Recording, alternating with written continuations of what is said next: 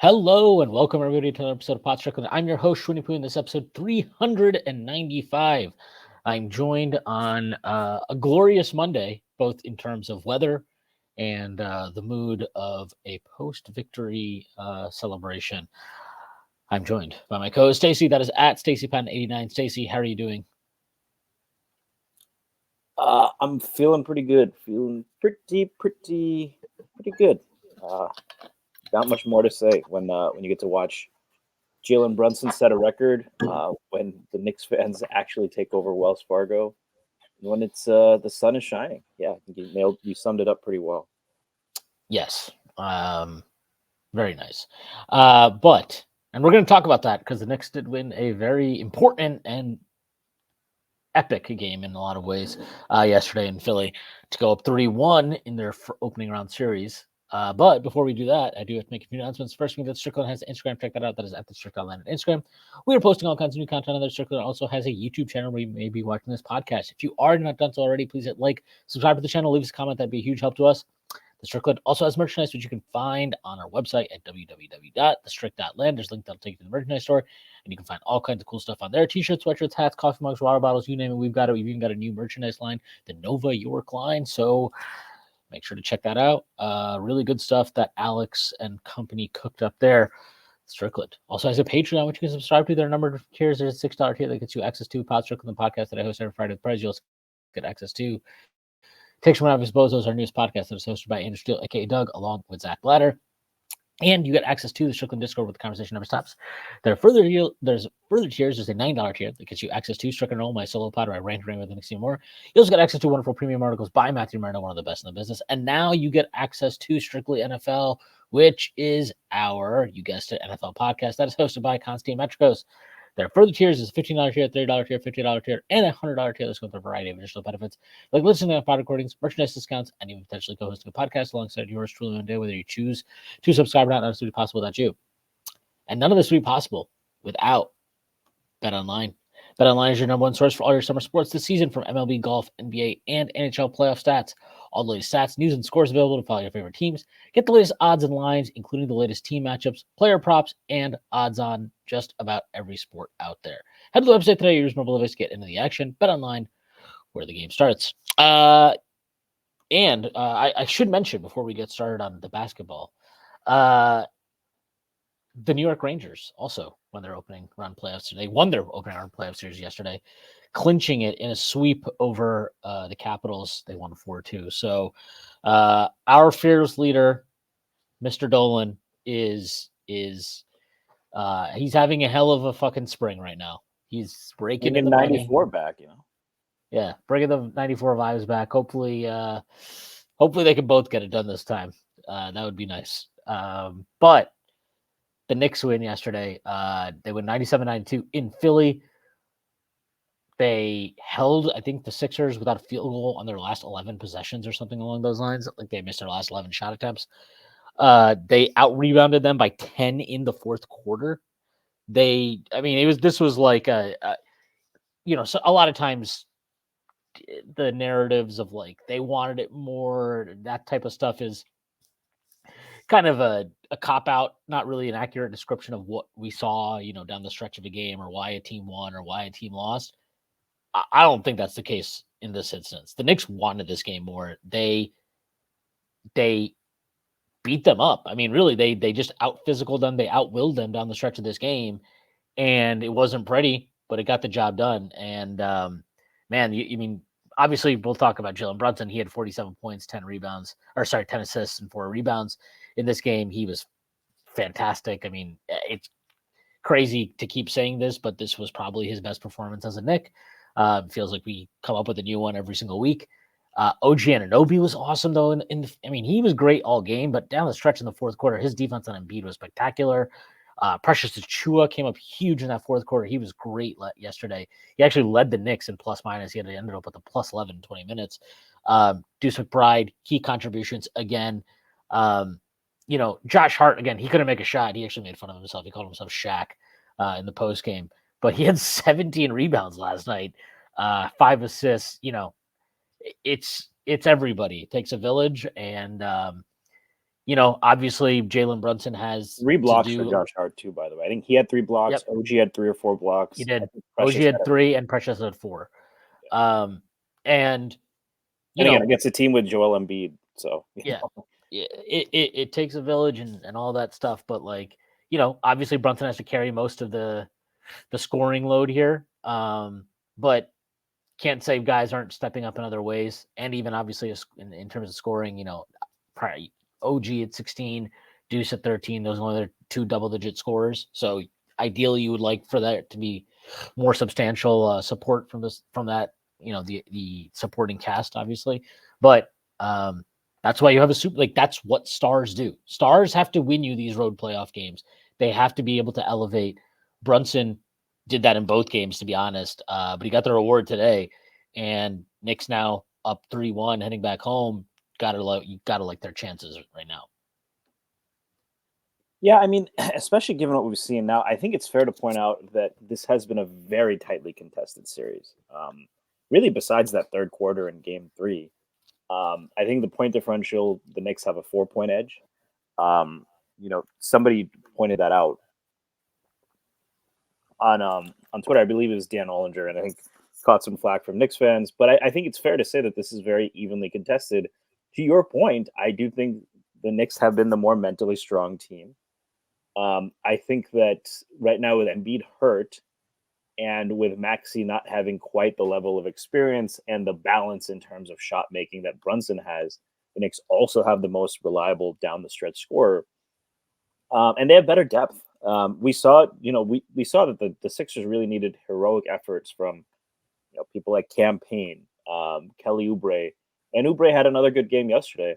But you can see, did he? I thought he was terrible down the stretch. I thought he was like one of the worst players down the stretch. He scored more points and I think was more efficient than I would have expected. So when I say good, I mean by his standards or the expectation I Yeah, had. he just makes too many stupid plays. He's just a fucking losing player. Pathetic. Well, he had a pull up.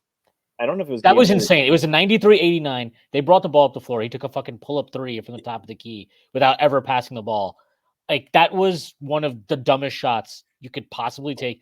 You're on the fucking floor with Joel Embiid and Tyrese Maxey, bro. Be serious. Get your fucking ass in the corner and throw them the ball. This fucking absurd player to watch. He also committed a dumbass foul on Josh Hart. A stupid foul on Deuce McBride. Both shooting fouls. To me, he was just an absolute clown in that fourth quarter. But yeah, I mean, I get your point though. Your point is fair that you kind of expect got to expect the stupid Oubre stuff. But given that, I agree. He played better than you would kind of like. I think he played as well as you would expect or hope for, right? That's kind of where you're coming from. But I think other than that, the Knicks have a bunch of two-way players, and I can't when I saw the beginning of that Game 3 and Embiid stamping his feet like a child, obviously the dirty play on Mitchell Robinson. And I was like, they got hot from 3, but I really felt like this team they're in the red. I'm a race car in the red. You never want to get a race car in the red, And it really felt like they were ready to unravel. And they haven't quite done that. But in the big moments, I trust the guy, every person on this team. I trust Thibs more than I trust Nick Nurse to have his guys focused, locked in. They missed how many free throws, right? That's why Hart called himself Shaq. They missed a ton of free throws. They, things weren't going their way necessarily all the time. They make their own luck. I wouldn't expect that to change. Yeah. Maybe they drop a game or two because it's that close, but I don't think you have to like their chances to win 1 out of the next 3. I mean, to your point about the free throws, Knicks went 16-26. If they even shoot, 20 of 26 seems like pretty that's not like some extreme outlier free throw. They're all there were good free throw shooters missing. Hartenstein missed. Yeah, this is not like a Mitch. This is not a Mitch game. This is not a Mitch missing 8 free throws game. This was, Hart missed 4, Brunson missed 2 out of 11. That's not that's fine. But Hartenstein missed 2. Hart went 4 of 8. Deuce went 2 Hart of 3. has been shooting really well this year. We should note 84% this year. Deuce went 2 of 3. Precious went 1 of 2. I mean, you would reasonably expect that to be more of a 20 of 26. Knicks had a chance to maybe make this game not look as as tight as it was, but doesn't really matter. They end up getting the win. In terms of the mental toughness piece, I mean, look, I have felt this way too, and I get it and I understand it. You know, you see the way Joel Embiid's acting, obviously in game 3. Yesterday, he had his own fucking incidents. You know, he throws an elbow at Brunson's head. No matter how many fucking times Richard Jefferson wants to call it a forearm shiver. Like, first of all, a forearm shiver, when the way I believe, you know, what a forearm shiver is, and you know, it's to somebody's chest. First of all, that's not to like your fucking head or your face. Joel Embiid, even if you want to call it a forearm, he hit him right in the fucking head. So, I mean, that's bullshit. Second of all, it wasn't a forearm. That was an elbow. Sergio Jefferson can fucking try to make some false equivocation, you know, with the 90s and the 2000s and whatever the fuck he was trying to say yesterday in that disgusting broadcast that he was part of. But that was a joke. So you had that.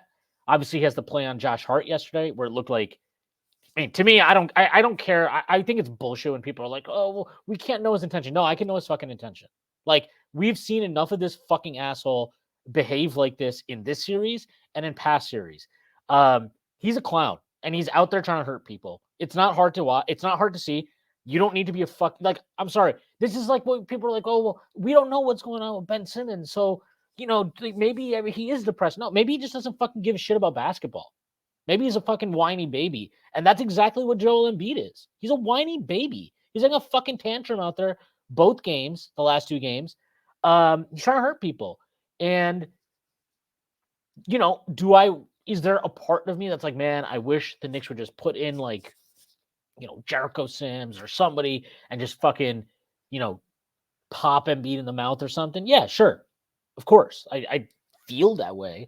But like, I don't think that's the right thing to do. That's not the right decision. I think the way the Knicks have handled it, and they've stayed level-headed.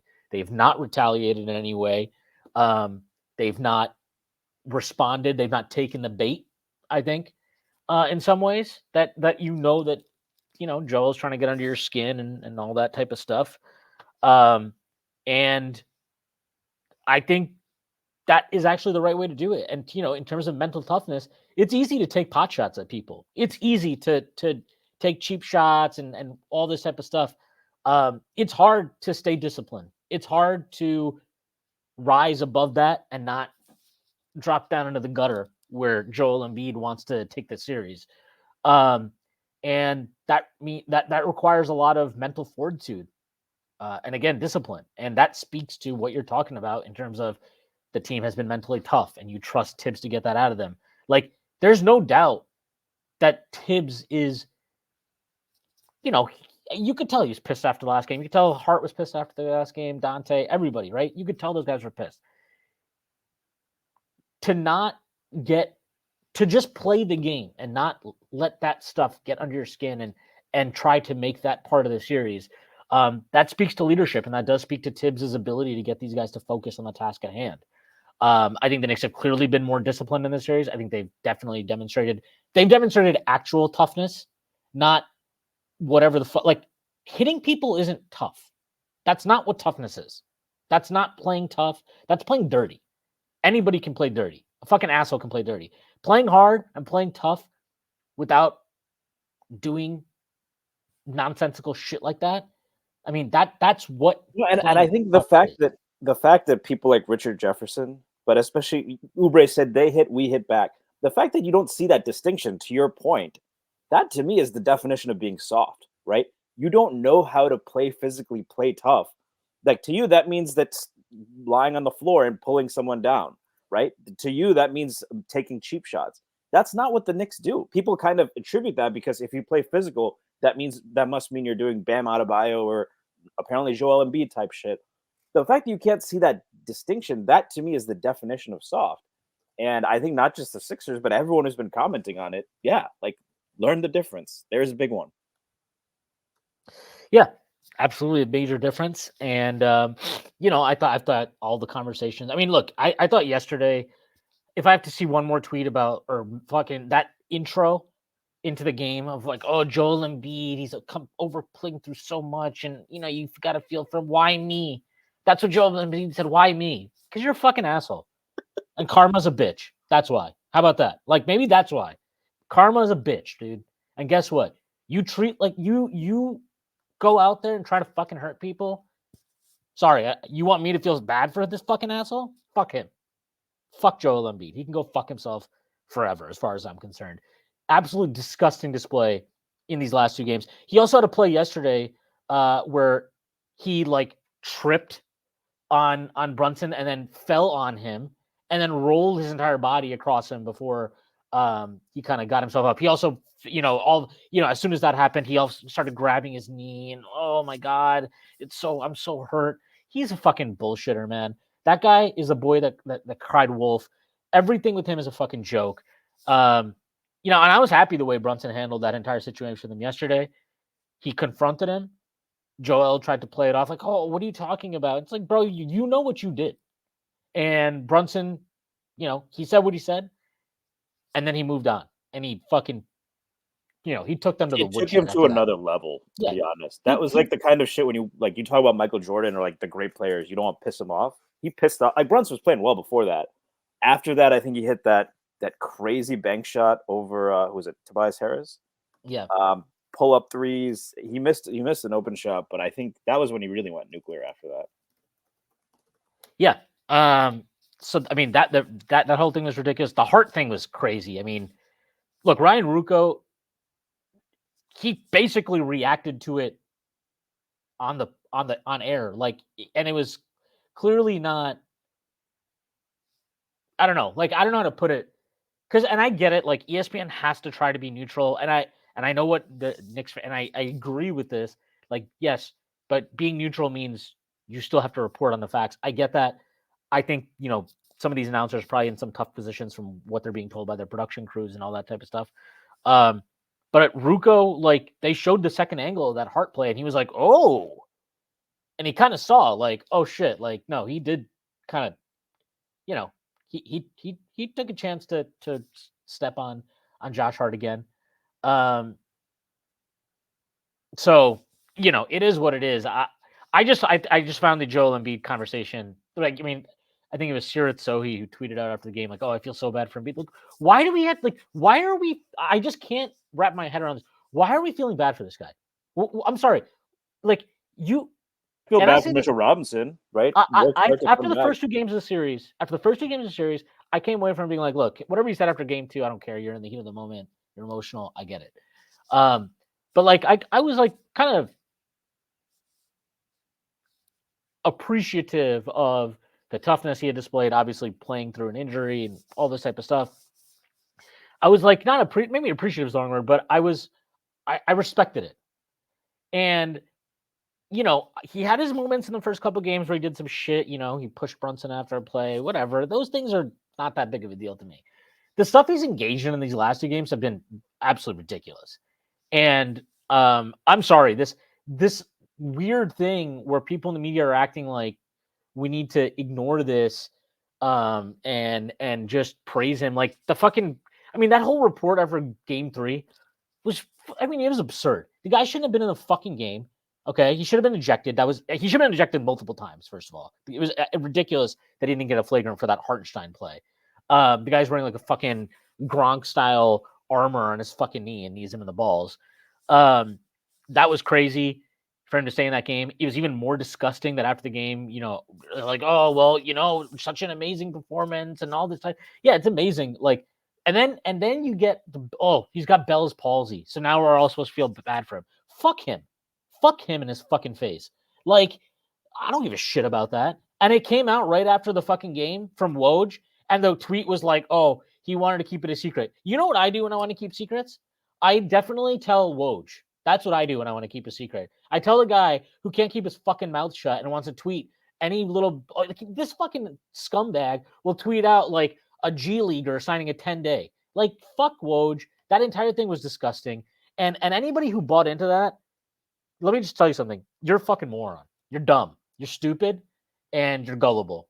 You're suspect. Like, to believe that was just oh my God, it's just coming out now. No, it came out because they wanted him to garner sympathy after a game in which everybody in the fucking country watched him do 4 fucking absurd things that should have resulted in an ejection, either cumulatively or individually as individual acts. He spent an entire half of basketball trying to injure Mitchell Robinson. Guess what? He finally got it done.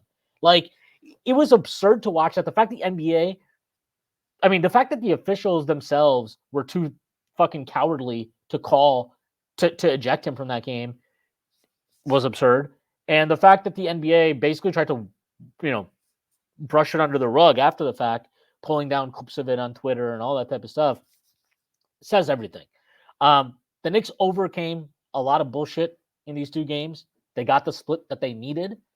Ultimately, they are in control of the series now. They go back to Madison Square Garden tomorrow night. Hopefully, they close it out there. But yeah, man, between Joel Embiid and Kyle Lowry, I've had enough. I've had about enough of this team.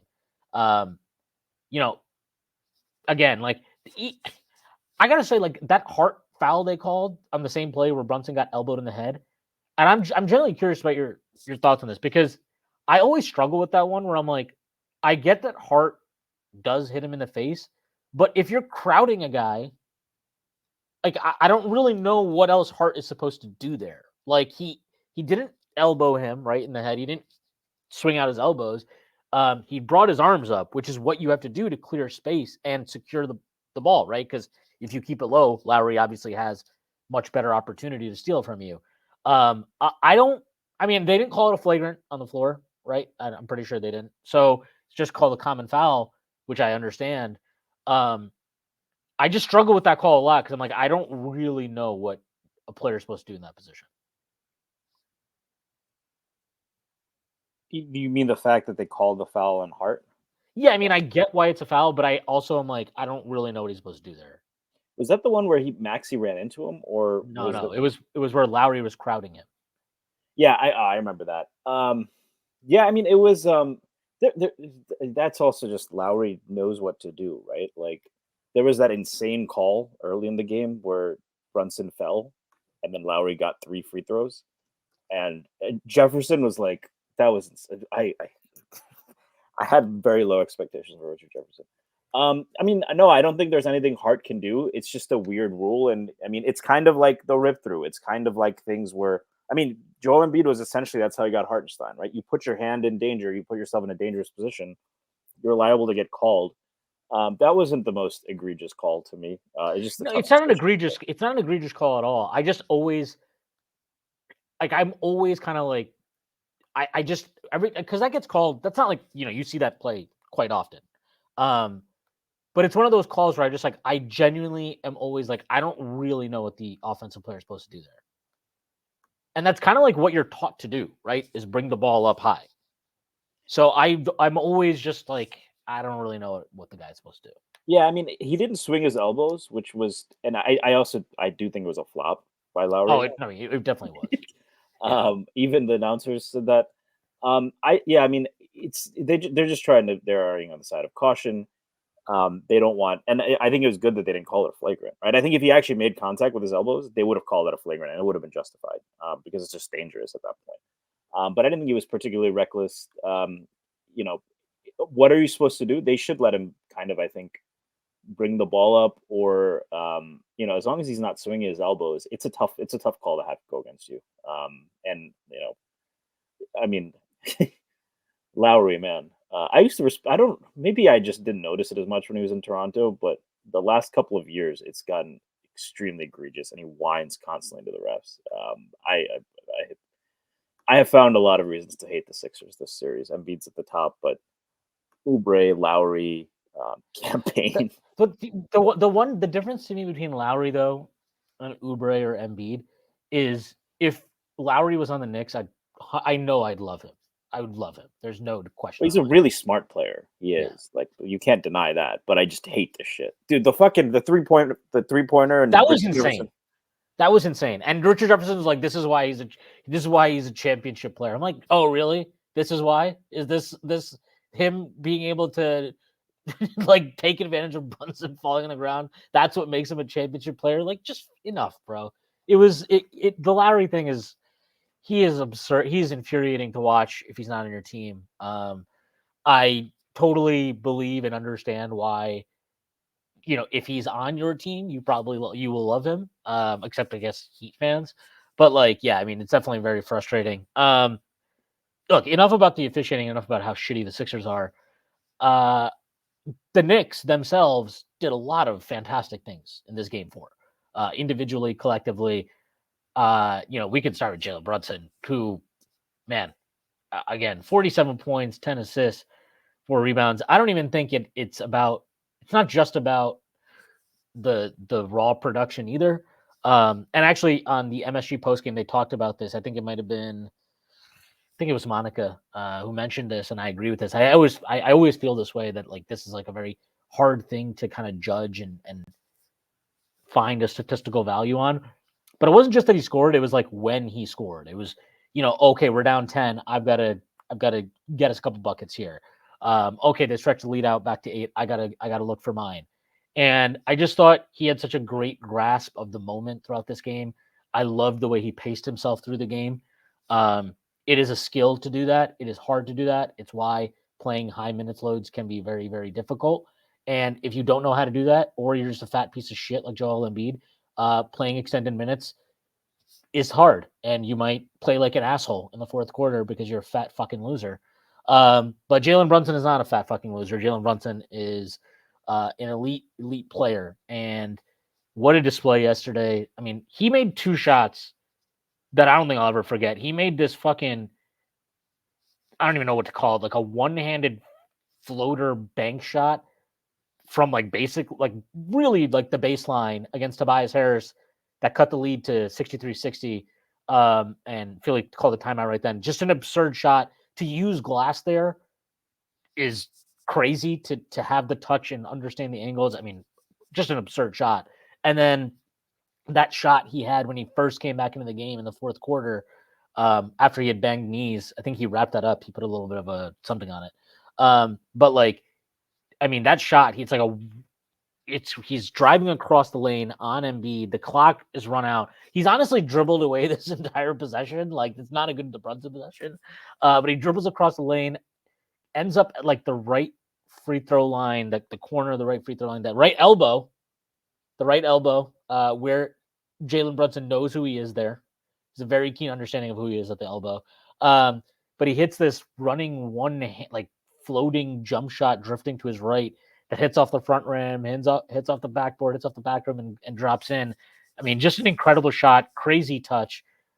But those 2 shots they're spectacular. And like he had a bunch of fantastic shots in this, but just a super talented shot maker. And I thought, you asked me last week if I was worried after the first 2 games about if Jalen Brunson, if they had figured something out. I wasn't really worried. And I also was like, there's something I can do about it. He's either going to do it or he's not. And he has figured it out. I mean, he really should have had a 40-point game in game 3 also. But again, 47 yesterday, franchise playoff record, breaking Bernard King's, something Carmelo Anthony was unable to do. And, just a tremendous display. I think it's also the first 40-point, 10-plus assist game in franchise history in the playoffs. So, man, awesome. I can't say enough about the way he paced himself and just carried us through the game. Yeah, I mean, look, apparently Joel Embiid's a 1A. I was told that Joel Embiid is a no-brainer 1A, but Jalen Brunson isn't. So, if that's the case, then I think you've got to say that Brunson is maybe a 1A also. Yeah, it's just every time, and I mean that was the biggest thing. I remember before game 3. I can't remember the last time he had 3 bad games in a row. I mean, has that ever happened with him as a Knick? I don't think so. That Cavs series, he came home after struggling in the first 2 games, and he played really well game 3. He didn't shoot the ball quite that well that series against Miami. He had an awesome series. People forget he was bad in game 1. So I mean, the guy, he's like a rubber band man. He just bounces back. I did think he was gassed at the end of the game yesterday. You saw him deferring to Hart a little bit. But every time I felt like, oh, maybe the legs are really gone, he'd go to the hole and hit a layup. He had some absurd and ones. I mean, like, that's the most. I don't want to keep bringing the refs and all this up, but the equivocation. There are so many people that are like, oh, Sixers fans and Knicks fans complaining about Embiid and Brunson are like doing the Spider-Man meme. I was like, I don't think people really appreciate it, and I think they kind of assume that if you're the small player, you must be using dark arts, right? Because it could never be the case that a short player could actually master fun. And to the credit of those people, it is tough to believe that this guy has mastered everything: footwork, ball handling, shot making, um, from the standpoint of getting to the rim, throwing it down, finishing at the cup. He really is like, it's true. Yeah. he does all that passing shit. At times, we've been worried about his playmaking. He had 13 assists the previous game too. So he nearly set this same record in Game 3. It's nicer that it came in a win. But remember when that was a concern, right? After last year's playoff, can he play make well? Hart has been hitting tons of threes. He deserves a ton of credit too. But the Knicks have also figured out a way to exploit and turn the blueprint that Miami kind of laid out last year. They flipped it on the Sixers, and Brunson's been at the core of that. His defense, I think, has been really underrated. Michael Pina, by the way, wrote this long piece about how I think the title was really inflammatory. The title was like the Knicks view Jalen Brunson as their biggest hope to win the series. Ironically, that the same might be true for the Sixers, which is a really disrespectful thing to write. Well, Michael Pina is a fucking loser who thinks that the Celtics have all the greatest players of all time on their current roster. He can go fuck himself, along with Joel Embiid and Kyle Lowry. But actually, that article was recommended by someone I respect, and they said it was fair to the Knicks. I didn't think so, but fair enough. But I read it. Find better people that you respect, Stacy. This is someone I think you respect as well. But not after they sent me that shit. I tell you that. The point I'm making is he's got all of these clips in the article, and it's like, look at them attack. Look at Brunson. Look at Embiid hit this three over. Like, Brunson's literally here, and Embiid is shooting like this and hit like that third quarter. Embiid hit insane shots. You can't do anything about that. Yeah. But like, I was discouraged after that third quarter. After reading that article, I was like, yeah, he has to pull out all these crazy contested shots that guys hit with the Knicks in rotation, but they contested them, and those are shots you wouldn't expect them to hit at that rate, and that's what we saw happen. And Brunson really they haven't targeted him very effectively. I think DJ from Knicks Film School put a great clip end of the game. Brunson refuses to let himself get switched on to Maxey. He fights through screens, doing all of that. Obviously the charges he's drawn, which, yeah, if you want to say that there's some gamesmanship there, fine. He has just done everything you could have possibly expected, and easily the biggest star since Ewing for the Knicks. And he's approaching that level. I mean, we'll see. He hasn't made the finals yet. Ewing obviously was a better defensive player, but I understand people that want to say Melo. Melo is probably, Brunson has a better team around him. I get all that. It just it feels different. Anybody that still wants to, like, I'm sorry, this is not a debate anymore. Like, it's not a debate. Brunson has delivered more quality playoff moments than Carmelo Anthony ever did in New York. Ever. Like, it's not close. Pretty sure he already has more playoff wins in his time in New York than fucking Carmelo did in his second season. Carmelo had 7. I think this is what we had 4 last. We had what 6 last year, so 9. Yeah. Like, it's not even close. There's no comparison between these players. I'm sorry. Like, you can wax poetic about Carmelo Anthony and his mid range. Look at his jab step, all this fucking shit. He's nowhere near the player Brunson is. He's nowhere near the leader Brunson is. Talk about leadership. You talk about all the stuff. Like, we're talking about the offense, and he was obviously spectacular offensively yesterday. I thought his defense down the stretch of the game was fucking awesome. There was that possession where Precious got the block on Embiid as the shot clock expired. But you watch that possession. At the 3-point line, you mean? Yeah. You watch that possession, and they are desperately trying to get Maxey a switch onto Brunson. And and that's why I was like, I don't know what the hell people were like, I don't know what the Sixers are doing. And I'm like none of their sets make any sense. I'm like, I know exactly what they're doing. They're trying to hunt Jalen Brunson, and they're failing because he's actually doing a really good job. And Deuce McBride in that moment, in that possession where Maxey and I believe Lowry kept kind of like playing a 2-man game to try to get that switch. I mean, he was fantastic, as well as Brunson. They were able to successfully deny the switch. And then by the time they kind of forced him to give it up to Lowry, the Knicks were already ready to rotate. OG kind of closes out on Lowry, forces him to make an extra pass to Embiid, and then Precious just swatted Embiid shot. I don't even think he was going to get it off anyway before the shot clock expired. So, but I mean, there was that possession. Obviously, he has the strip on Maxey in transition, 95-90. This is a chance, to cut the lead to 3, I believe, with a minute, maybe less left. That was a huge stop, massive stop for the Knicks, and they ended up getting a stop on that possession.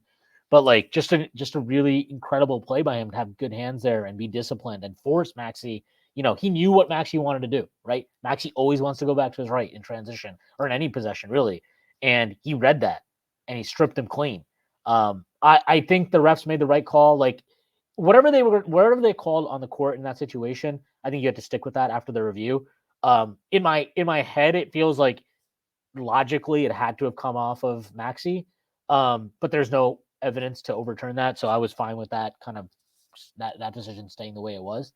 Yeah, it's by the book. You have to have there's nothing you could there's nothing definitive there, and that's ultimately if they're consistent with that application of it, I have no problem with that. And I do think I'll add this. I think the officials have generally been fine this series. Like they fall for some of Lowry's tricks, Embiid's tricks, but it hasn't been as egregious.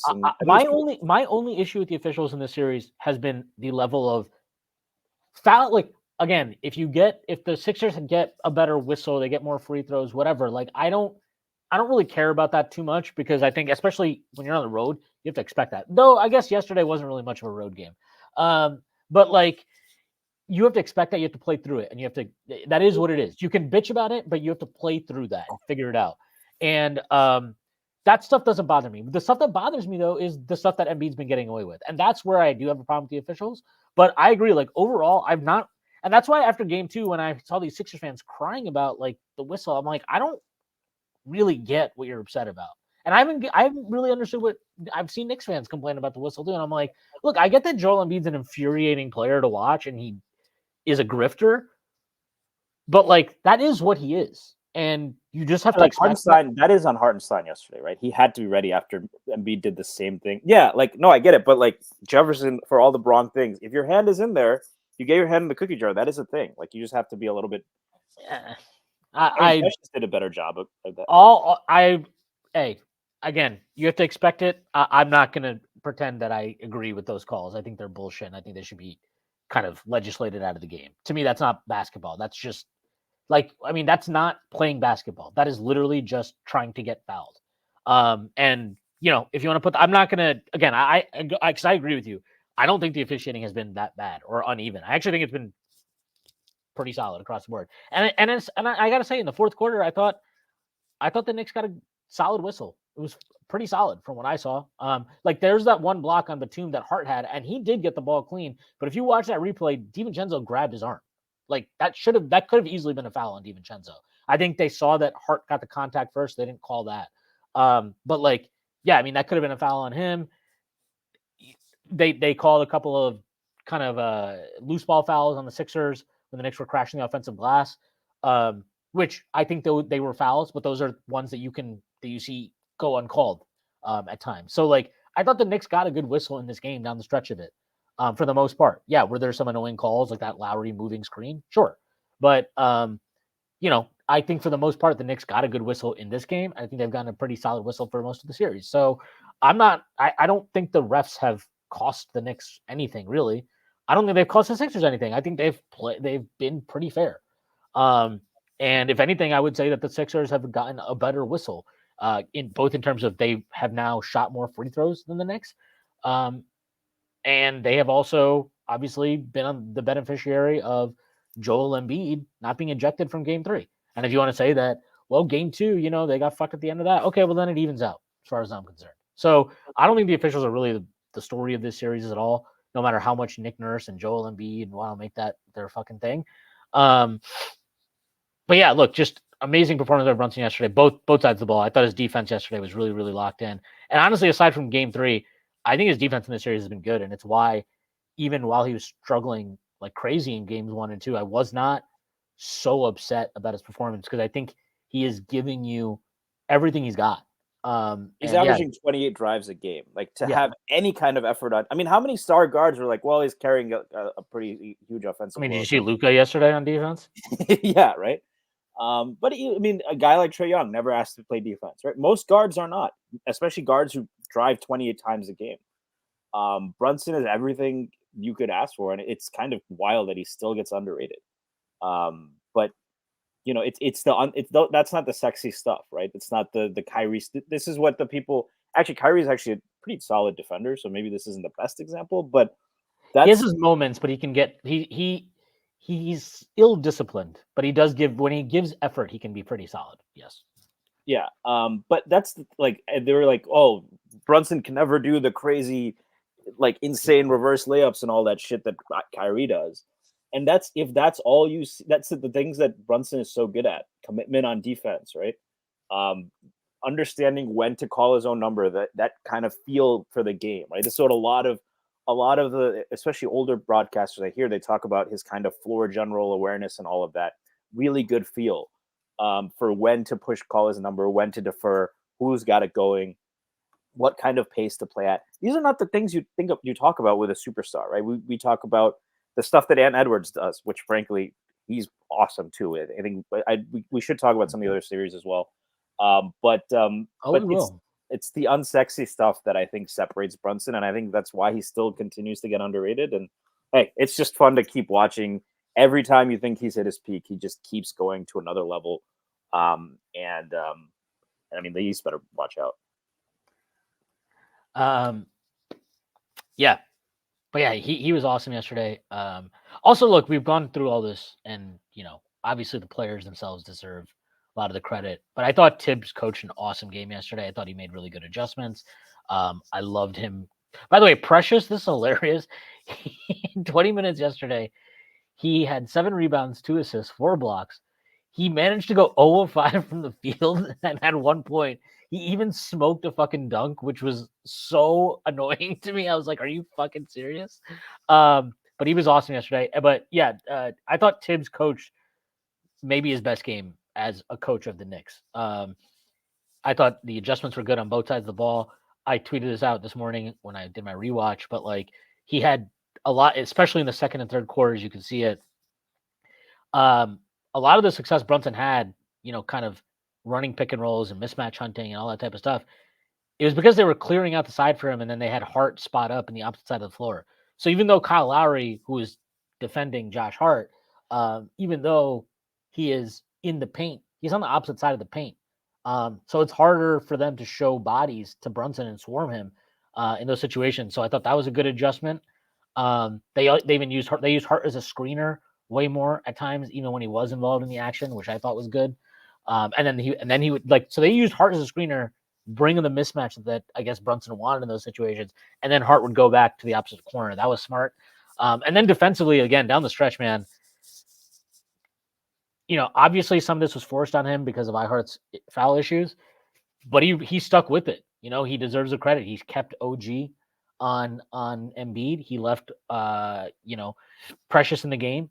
And, you know, he's talked about this before. He talked about this after the last game of the regular season against the Bulls, where with Precious, they switch more because he likes him as a switch defender in a way that and rightfully so, doesn't like Hartenstein or Mitch. So when they're running these, you know, 1-5 pick and rolls or whatever they're trying to get, it's a lot harder for them to get the advantage because Precious is pretty good in space.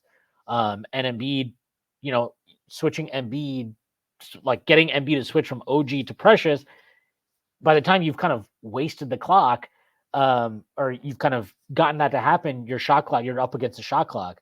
And OG did a great job of just pushing him out higher up the floor, fronting him, even just denying the entry passes. He was fantastic in that fourth quarter yesterday. And in general, like I just thought OG played yesterday. His intensity and just I've never seen him that animated.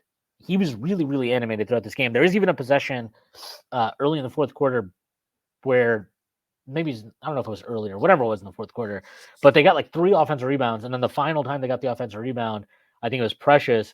He swung it to Deuce in the corner for a 3. OG was wide open, right, like above the break, available on a swing pass to him, and Deuce shot it. And after the play, I think the ball went out of bounds or something, but you could see OG like look at him, like clap his hands and be like, "I was fucking open." So, he was really into this game yesterday, and his performance in that fourth quarter was awesome. He posterized Embiid in the first half. That was awesome. Just, I mean, he had 14 rebounds yesterday, 12 defensive, 2 offensive. He was just very, very into this game, and they needed him. And these last couple games, I tweeted this out after game 3. As frustrating as the loss was, I was like, yeah, man, I thought Brunson and OG had both figured some stuff out in that game that mattered. And in OG's case, I think the main thing he's figured out is Embiid is still obviously going to have an impact on your shots around the rim because he's just a gigantic human being, but he can't challenge you right now the way he can when he's 100%. And you have to keep attacking him, keep making him take those body blows. And part of maybe you're not going to get the rewards of that. You're not going to reap the fruits of that labor in the first, second, third quarters. But by that fourth quarter, man, I mean, you could see and once Embiid is gassed, the Sixers are a disaster on the defensive glass, right? And their offense went to shit too. So OG was critical to that. I thought he was great yesterday. Yeah, I mean, he played the 5 even without Precious, right? For stretches. So I think putting OG on Embiid was a very smart decision. Not to bring this Matt Moore up, but Matt Moore wrote this article highlighting what the Knicks had done by putting OG on Embiid, and he said his recommendation was actually, well, the best way to beat those guys is because those wings are not good at defending pick and roll or used to defending pick and roll. Put them in pick and roll. And I had to laugh. Like, if that's really what you think, like OG's not going to be able to switch, then he said, well, they might switch him onto Maxey, and Maxey has kind of cooked him in pick and roll. So then you're going to so you get OG switched onto Maxey, and then whoever's guarding Maxey now on Embiid, and then we got to run another pick. Maybe if you get a guard switched onto Embiid, something will happen there. But I think it's just it was a great adjustment. And I think if Embiid, I mean, the real adjustment for the Sixers would be if he was healthy to really get more physical and get him on the block. But it's not something he feels very comfortable with. The Knicks are sending help from great areas. I've said this the last couple of times they played the Nuggets. Thibs has really figured out good ways to attack opposing ball dominant centers. I think it applies to Jokic. I think it applies to Embiid. I mean, as much as anyone can really slow down Jokic. And Thibs deserves a ton of credit. He's done everything there was a lineup. I think someone highlighted this, right? It was Brunson, Deuce, Hart.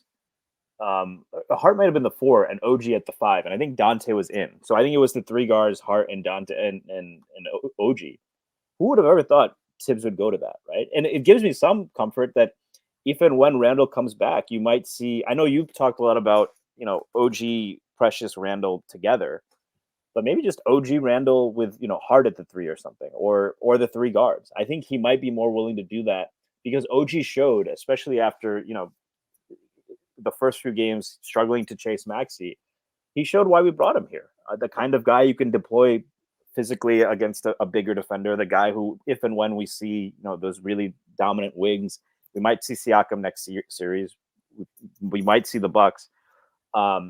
He can do all of those things. The one thing he's probably not great at is chasing around quick guards, but credit to Thibs for adjusting to that. I'm happy you pointed that out. That was also another adjustment he made. Josh Hart defended Maxey for most of the beginning of the game, and most of the game in general, I think. But yeah, you're right. Maxey, that is a matchup OG struggled with, and Thibs.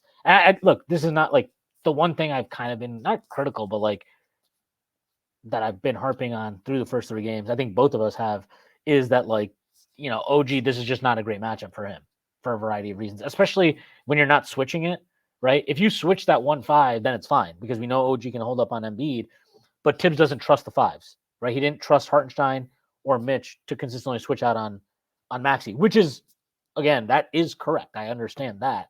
But that's kind of like why you need to get OG off of him because you need somebody who can defend and handle that matchup a little bit better. But yeah, kudos to him. Josh Hart did a much better job than OG has. And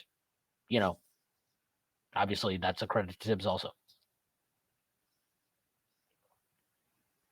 Yeah, and you can't say. I mean, and it's just the identity of the team. To lose Mitchell Robinson and come back and win Game 4 for Precious to stay mentally ready. I mean, Precious got an opportunity and he was playing really well. I mean, his minutes were scaled back. He was struggling, and he was benched for the first 2 games. There's a lot of players that could have gotten down on themselves, and he's a young player. He's a young developing player, but he's had a good attitude since he's come here. I think he's really embraced coming back home. And when his number was called, he was ready. Deuce, we saw last year the younger guys struggled. Deuce is pretty much I mean, Game 2 he struggled to shoot, but he's been fearless attacking the rim. He gets that shot off quick, man. There were a few yesterday. I was like, oh, this is a hot potato. It's a late shot clock or it's a tough contest, and he was hitting them. All while chasing Maxey around. I think they got to find some way to get him more minutes. It's like I'm not even just a Tibbs criticism. It's just like I looked at it and was like, Deuce only had 26 minutes. You almost want him to be up in that 40-minute. I mean, he should have played more than DiVincenzo yesterday. Yeah, I mean, the thing is with Dante, if he's missing, he made some stupid plays. There was that one closeout he had on, I don't know if it was Lowry. It was on Maxey, and then he fouled him afterwards too. Yeah. That was bad. He had a play in the fucking first half that drove me absolutely insane.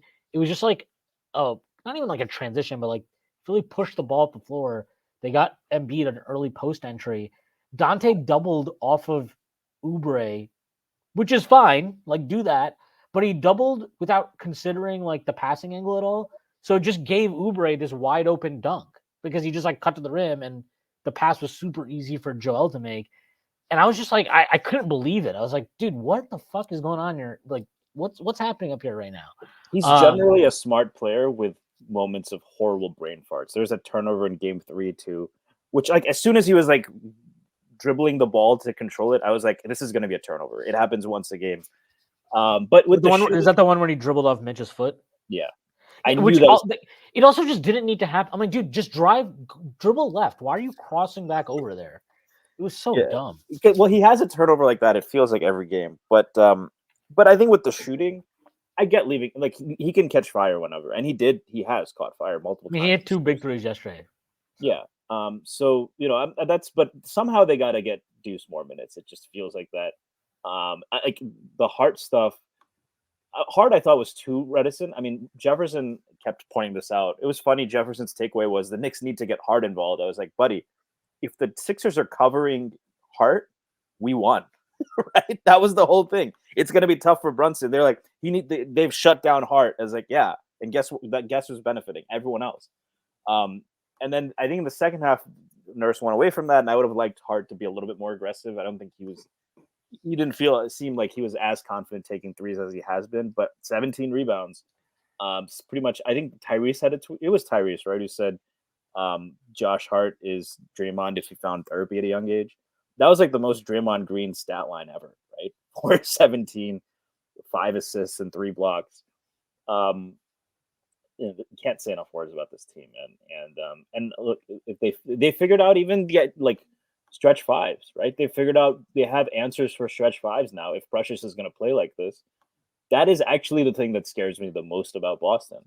So I'm starting to feel more confident in that series. They're also just a loaded team, so I don't want to minimize that. But that is the one thing about Boston that always felt like a cheat code to me, and especially difficult for the Knicks. And Precious and even maybe OG emerging as options at the 5. If he's willing to play OG at the 5, that's a perfect series to do it. By the way, right? OG should be guarding Porzingis.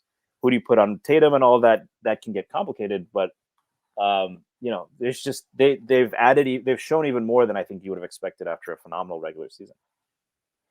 Yeah, I mean, I think the one thing I'm still a little bit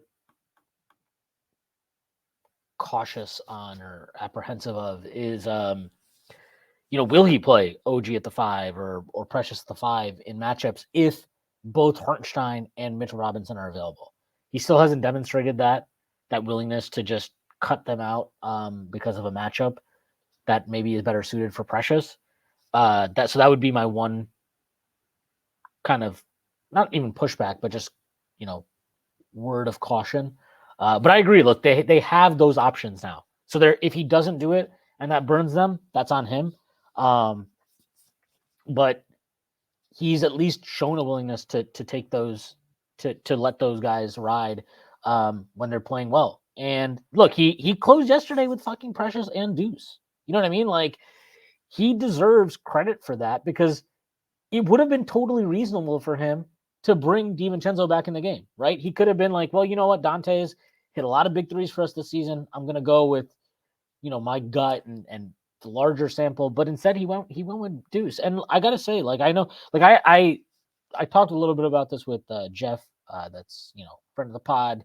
He's on the rundown sometimes. He has his own pod, Hot Hand Theory. It's Frank Barrett 119 on Twitter. We talked about some DMs, and like I understand the idea that Josh Hart compromises your spacing. So by tying yourself to having him on the floor for however long he is on the floor, which is last night, it was not last night, I guess, yesterday afternoon, it was 46 minutes. That like, we can't say for sure that a lineup where Hart's off, but DiVincenzo and Deuce and OG are next to Brunson with a 5.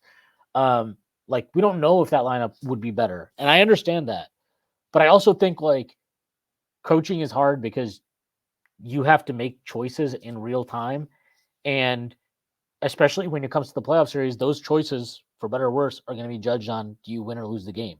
And while I totally think that there's a valid argument to be made that you could benefit from playing Hart a little bit less and having more shooting on the floor more often around Brunson, I also think that Josh Hart has played really fucking well in this series.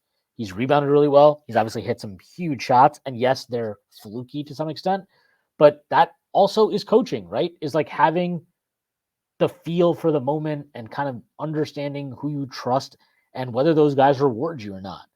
And, I think that Thibs has done a good job of balancing that stuff. And I also think he's rightfully looked at the series and said, hey, we can win this series by grinding out the Sixers every single game from quarter to quarter to quarter to quarter. And by the time that fourth quarter comes around, we are in better shape. We are tougher. We are going to be able to execute and get extra possessions and all those things that they can't get because their main guy is going to be exhausted by the time that comes around. And he's betting on their offensive rebounding and all that type of stuff. And so far, look, they're up 3-1. And I mean, I don't really know what else to say other than that. Like, I understand. I get that argument. I also think it's ridiculous that people view the argument that Jeff has made and immediately dismiss it as like nonsensical or ridiculous because the Knicks are winning games. You're always trying to find value to push your margins further. That's kind of literally how this front office has operated in terms of their ability to build the Knicks roster and get us to where we are now. But I think you just have to give Thibs a lot of credit for pushing the right button so far. And yesterday, again, was an example of, hey, like Deuce and Precious are giving me what I need. I'll go back to Hartenstein and DiVincenzo for game 5, and I trust them, but those two are giving me the best chance to win this game right now. So I'm going to go with that.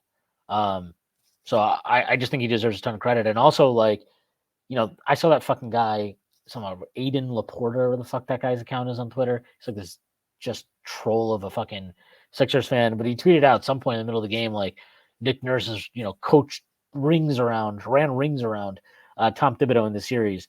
And I genuinely don't know how the fuck you come to that conclusion at all. Like, I don't get that at all. I mean, yesterday, Nick Nurse played Joel Embiid for an entire half of basketball. And to some extent, that cost him the game because he gave them nothing in that fourth quarter. I mean, the last 6 minutes, I don't know if he had another choice. Like, I'm pretty sure if Embiid sat, the Knicks would have gone on a run. But to your point, I mean, they were up what, like 10 at one point in the third quarter. You could have probably pulled him a little early then, given him a couple minutes, and then put him back in if you wanted. I mean, it was a tie game. The Knicks were up 1 at the end of the third quarter. I think you can give him 2 minutes. I think you can give him 2 minutes there. I don't know. I think it's crazy to expect. But hey, it's not crazy to me to expect Joel Embiid to play 48 minutes in a vacuum in terms of like what I would expect of my best player. But we also know who Joel Embiid is. We know he's not the most physically in shape person. And he clearly can't do that. So for Nurse to kind of push him in that direction in that game yesterday, Yeah. I look again. Has Thibs been perfect? No. Do I think that he's like do I think that Josh Hart could do with like a couple minutes less per game? Yeah, I do. But the choices he's making, to me, I understand the logic, and I think he's been more flexible than he's ever been. He's closed now with Deuce in 2 of these games, right? In this series, 2 out of 4 games, he closed with Deuce over Dante DiVincenzo. And quite honestly, like Dante has to play better for me to really regret not giving that lineup a chance because he's just not played that well in the series outside of obviously that huge sequence that he had at the end of game 2. But in general, he's just not had a very good series. So, And it helps when Hart. Didn't they say Hart is the first Nick ever to have 4 threes yes, in 3 straight, which is insane. But if he's making 4 threes a Josh game, Hart has as many made threes in this series as Kevin Durant attempted in his series. What a pathetic loser of a player. Sorry. but that's the thing, right? Tibbs is if the thing is, it's already a debate. Even when Hart isn't hitting threes, he's been taking them and making them until really yesterday. Then it's not really even a question at that point, right? Because he gives you so much more everywhere else. He's been, and the Knicks were a little fortunate on some of the rebounds yesterday, but he's been insane on the glass every game. Pushing the ball. I think he's been one of the guys that has been really aggressive attacking Embiid. That's something that I'll give Tibbs credit. This you can say it's an obvious thing, but from the get-go, they have said we are going to make Joel Embiid jump at the rim. He's unwilling to defend shots by jumping at the rim. So, do you think Dante DiVincenzo throws down that poster on him in a regular season game, or if he's healthy? Probably not. I'm going to go ahead and say no. Not to say that DiVincenzo probably hasn't thrown on his fair share of posters in that building. But I think with the Hart thing, I was there. I've been pretty critical of last year I thought that the RJ Hart minutes were rough. Even this year at times, I think this year I probably would push back a little bit more because it's rare that they don't have. It's rare that they have another non-shooter. Like RJ is not a great shooter. They never pair Hart now with another poor shooter besides the center. And I think so. I think the question is really: do you need 4 guys who can shoot at all times or plus shooters at all times? I don't necessarily think so, right? But it depends. If you think OG is not that great a shooter outside the corners, right? You can kind of see it. And if Deuce is the only time is when Deuce is really playing well and defending like we've seen him at times and shooting the ball well.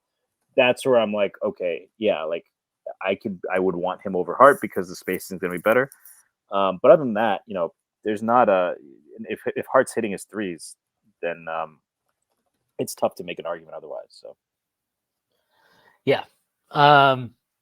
But yeah, awesome. There's just so many awesome performances across the board from this team in this game, in the series, this season. So, all these guys, man, what a performance yesterday. That was, look, the Knicks have to win the series. Knock on wood, they get that done tomorrow. But this said, that was, I think that might be the best playoff win I think they've had since game 2. No, that is one of the that was a crazy sequence, but this is different. Winning away on the road, you're not getting. It's a different environment, and I get it, dude. Yesterday, by the way, that stadium, it kind of made it. It made the atmosphere amazing. That like it was split. There were so many Knicks fans there. Like I thought it gave the game an energy that was really really unique. Like it was like one of those NCAA tournament games, like the Final Four game where both teams have such representation that you like there's almost sound constantly, right? You're constantly getting that crowd noise. It's not just one way or the other. It was really really cool. But yeah, shout out the Knicks fans that went down. That was fucking awesome. Taking over the stadium after the game. You heard MVP chants for Brunson. You heard, Embiid was getting booed. It makes sense, right? To your point, like the Sixers fans are going to make noise when Embiid free throw line, but the MVP chants for Brunson were louder than the Philly fans trying to, obviously distract him. So it was probably 50-50 or so, and maybe towards the end, Philly fans started to leave. But that was something I wouldn't imagine. It's one thing to take over Miami or Atlanta or Charlotte or one of these places, but or one of the places where you have a lot of where the fan base maybe isn't as committed. You have a lot of ex-Knicks and Knicks fans, but I could never imagine something like that. I'm sure the Nets could do the same thing though. But yeah, it was. I mean, the atmosphere I thought in that game yesterday was awesome. It was just, I loved it. I don't know. It almost made me think like, man, it would be really cool to do like neutral site games in situations like these where you have like, because the teams are close together, right? New York and Philly. It'd be cool to do like a neutral site game or something, but obviously that's not realistic. At the Anyway, Clays? yeah, at the Clays. No, we could do it at the Izod Center. In New We could York. do it on the court where Bobby Bacala was playing against. Who was he playing in that scene? Ralphie? No. Ralphie No. played. What's his name? Vito. Yeah, it's not anybody that is like an actual serious character. But I don't know if we want to play an outdoor. I don't know if we want to play on asphalt outside of Satriali's. Not sure that's the move.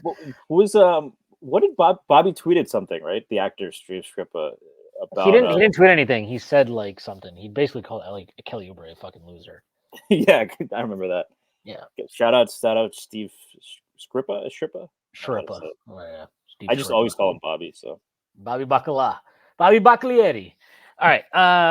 But yeah, look, the Knicks. I mean, this was just a really satisfying win, and yeah, I like really credit to everybody, coaching staff, players, the front office for assembling this team. Sucks that Bogdanovich got hurt. I hope that he's able to come back, but man, that did not look great. Didn't look like he could put much weight on his foot. And I want to say, like, I don't know. I'm sure there are people that were like immediately like, oh my God, dirty play. But I thought Batum was a fair play. He's entitled to go for that ball there. I don't think he had any intention of trying to hurt Bogdanovich or anything like that. It's a physical game. I had no issue with that at all. So by the way, shout out to Nick Nurse for not playing fucking Batum down the stretch of the game. The one supporting player they have who I actually am like, I think he's like kind of dangerous and he does good things. And he had 7 rebounds yesterday in 21 minutes. Kind of weird that he didn't play him down the stretch, but hey, that's Nick I heard Nurse. a funny story actually about. I don't know if you ever heard this. Giannis. Someone said Giannis. It'd be a good when he was first drafted. Batum would be a comp, and he said if I end up like having a career like Nicholas Batum, that would be a disappointment. Which is like, that's kind of messed up. Like Batum's a pretty good player. He's always been, but I mean, I guess Giannis turned out to be right. But yeah, I mean, I think that I do want to say about Bogdanovich in particular. That was he came over and he got criticized, and it's Fournier's gone. I don't want to harp on this, but Bogdanovich. No, you can feel free. But I think it's a very illustrative where Fournier, as much as athleticism was diminished, was certainly more athletic than Bogdanovich. Probably had a little bit more off the dribble. Bogdanovich is 35. His best basketball, his best athleticism is behind him. We saw him pin a shot from campaign. They correctly overturned. He pinned it against the backboard. We've seen him really fight on defense. We saw him go after that loose ball and sacrifice his body. We saw him try to play with a wrist that's going to need surgery. And we've seen him hit some huge shots. So it'll really suck because it sucks for the Knicks because he's been a really key piece, and now you're down to 7 guys maybe in the rotation. That's tough. But we should, for a guy that was kind of criticized for a trade that was criticized, I have to say he's earned my respect, not just for hitting the big shots, but really buying into this culture and playing hard on defense. No one expects him to be a game changer, but the difference in effort and engagement on that end from when he first came here is very notable. And kudos to him and kudos to his team and culture for how they've managed to grow and demand that from everyone. Yeah. All right. So there were other basketball games played yesterday over the weekend.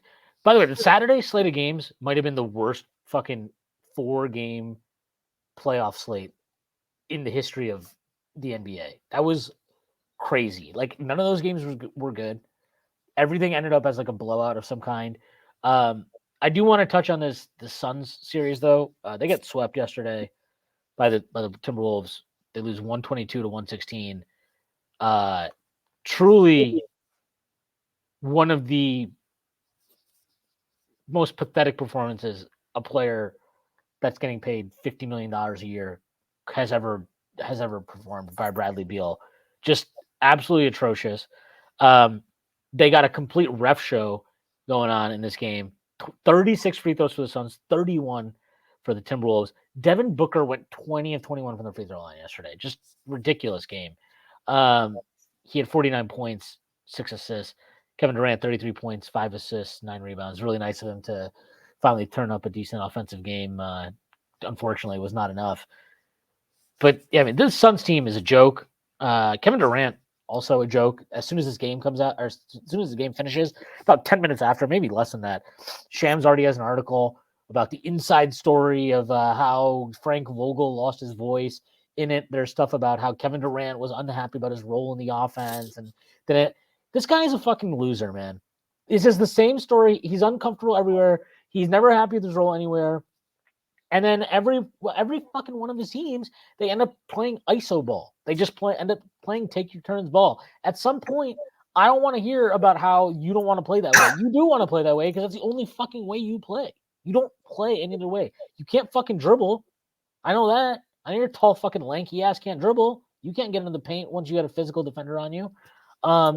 He was terrible in this series, and he's been a joke of a franchise player for the better part of 4 years now at this point, basically since he left OKC, as far as I'm concerned, but definitely since he's left Golden State, where he was never a franchise player or the best player on the team or an MVP. He was a joke, and his mom was the real MVP. Yeah, I mean, he is the most overrated superstar I've ever watched.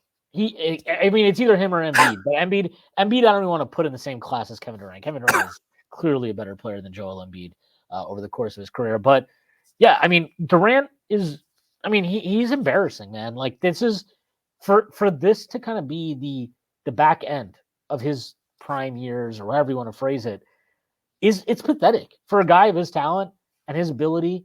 He has no dog in him, to be quite frank. Like that, what he made a comment after game 3. He said something like, the coach is the leader of the team. That is everything that is wrong with Kevin Durant summed up in one sentence from himself. He will never take accountability or responsibility when things go against him or against the team, when they're in a moment of adversity. He is not a guy who you want in your foxhole. He's not a guy who's going to dig you out. And that's been proven over the course of his career because he's just too happy to put playing somewhere else or fade into the background. I mean, you remember when he was in OKC, in all these fourth quarters, it was like Russ would end up taking more shots. And people were like, why is this happening? It must be coaching or whatever. Maybe it's just that Kevin Durant is a fucking beta.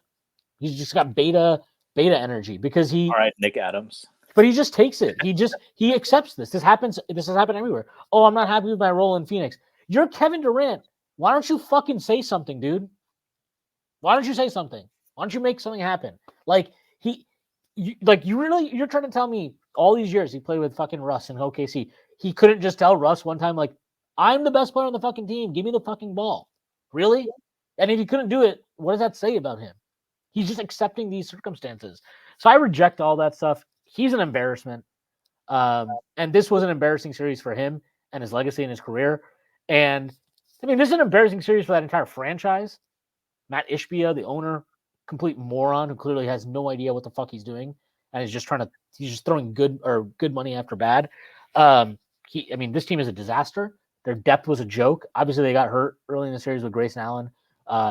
He got knocked out with an ankle injury, but even with Grayson Allen, I don't think the series is any different. This team, they're in hell, man. They're in hell. And honestly, it would not surprise me if we're looking at Kevin Durant or Devin Booker pushing their way out as soon as this offseason, because there's no hope. This was their bet. Like, this is a team that went all in, and and you know what? It's funny. They went all in, right? Against a team who was also all in terms of Minnesota after they made the Gobert trade. And they got swept. They got absolutely destroyed. And you know what? I'll raise my hand and accept this. I fucking clown Minnesota so hard for making that Gobert trade. And you want to know what? Looks pretty good now. Yeah, I get it. They have Anthony Edwards, and that helps a lot. Sure. But, they were willing to include one more pick instead of trading Jaden McDaniels, which was funny to make fun of them now. And I do think McDaniels offensively is still very, very raw. But you can see what he can do on the defensive end of the floor. And now when you put him next to a guy like Gobert, right, and you have Anthony Edwards, who he's really progressed into a solid defender. I'm not going to say great. I think he still has lapses off the ball, but he's a solid defender. He's not a guy that you want to ISO on for He's sure. like as good as Jaylen Brown, I would say. Is that level? I think he's probably. I think he's a little bit more disciplined off ball, but yeah, I think that's fair.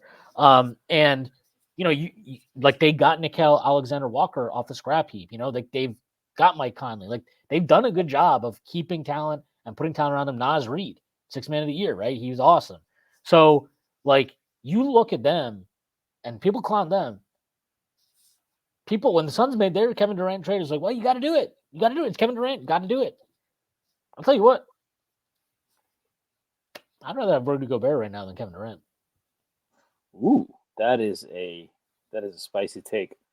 I mean, Durant is what he is. We know what, like, he is not going to lead When you say Durant is what he is, all I want to do is play that clip of them talking about Grant Hill from the Fab Five documentary. Oh, we're not going to say overrated, pretty boy. Juwan Howard is the only one that doesn't cuss in that one. He's like, yes. That was everyone else had more extreme language. Yeah, he just said pretty boy. Yeah. Grant is never going to be, he is like the scoring version of Scottie Pippen, I guess. Like a really good number 2. Not gonna be like everything that Jaylen Brunson is what Kevin Durant is not. Kevin Durant, and I think it's by choice. I mean, I don't think he was always this way. I think early in his career, if you remember the first time they went to the finals, yes, what happened is what you described, and during the fourth quarter, he wasn't getting the ball, and it's at the time it was kind of, well, Durant is still too physically developing, and guys like Shane Battier can really bully him. 10 years later, that remains true. But after that series, you saw how emotional he was. He was crying, and that, like, seeing Durant then, I was like, this is a guy who's going to win rings. Like this is breaking him. This is the kind of competitiveness we've seen from guys like Kobe Bryant and MJ. And I don't know what happened or what changed. Maybe it was the product of going to Golden State, all the backlash he got from that. I don't know. But what I will say is this: like, it's tough to put him up there with some other guys who have taken on that leadership role. And it's not, you can't even boil it down to, like, is he a bad playmaker? No. Is he even too ISO heavy? Kawhi can be very ISO heavy, but a different, especially at his best, a different level of player. Kevin Durant is closer to Paul George probably at this point than he is to Kawhi if you're looking at overall career. And there's still, I mean, is he one of the most gifted players I've ever seen and skilled players? And, when you say he doesn't have a dog in him, I'm sure that comes from hours and hours and hours of focus and dedication in the gym, right? I'm not going to shortchange that. He's an incredibly talented and skilled player who's produced at a high level. But the conversations he is in, the guys have just gotten it done in ways that he hasn't. And you can say it's his fault. And ultimately, I think that on a much higher scale, that applies to LeBron too, especially when you maneuver and you influence front offices so much. I mean, we love to clown Brooklyn, but they did everything Kevin Durant wanted. And then he left them. And now their hopes rest on Cam Thomas. I mean, he killed a franchise. And it looks like the Suns may be in a similar boat. Moving on, you did mention that you think that both Durant and Booker may ask out. Funny enough, Stephen A. Smith said, broke a report saying that he has heard that Kevin Durant, or that Booker wants to ask out. Friend of the pod, Chris Persianen, retweeted it and noted again, he's been saying for a long time, Booker is the Knicks' number 1 target. I almost hate talking about this during a series, when I just want to watch this team and they're playing awesome every night.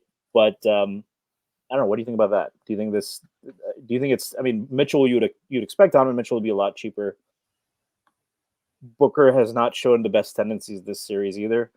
Curious to your thoughts there, and has your perception of Booker changed after getting swept like this? And obviously there was the blowout against Dallas. So he's had some rough moments too. I